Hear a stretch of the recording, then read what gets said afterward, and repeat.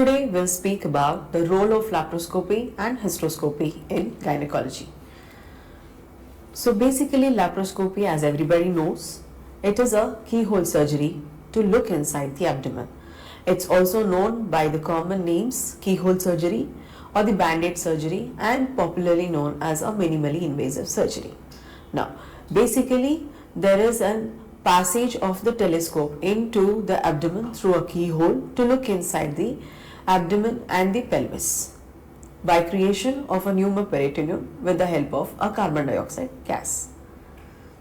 What is important in laparoscopy in gynecology is the ergonomics, that is the positioning of the patient, the surgeon, the monitor and the other instruments. Basically it is the teamwork of the operation theatre which is very important in conducting a safe and a stressless laparoscopy.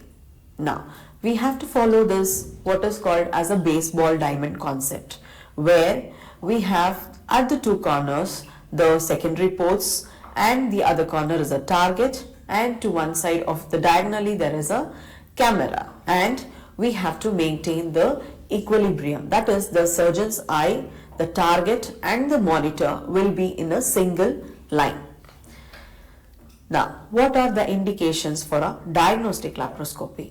One is the most common, that is infertility, the chronic pelvic pain due to any reasons, and acute pelvic conditions like ectopic pregnancy, appendicitis, any pelvic mass like a fibroid, ovarian mass or any adnexal mass, suspected Mullerian anomalies and uterine perforation following any minor or a major procedures.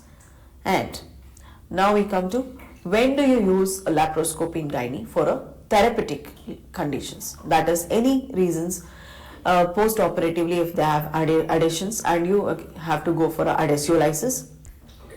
Ovarian cystectomy in any benign but a larger cyst or cysts like dermoid cyst or an endometriotic cyst. Ectopic pregnancy where you can either go for a salpingectomy, salpingotomy or a salpingostomy. Myomectomy in case of a fibroid uterus, adenomyomectomy, hysterectomy, tubal sterilization and recanalization procedures, operative lab for endometriosis.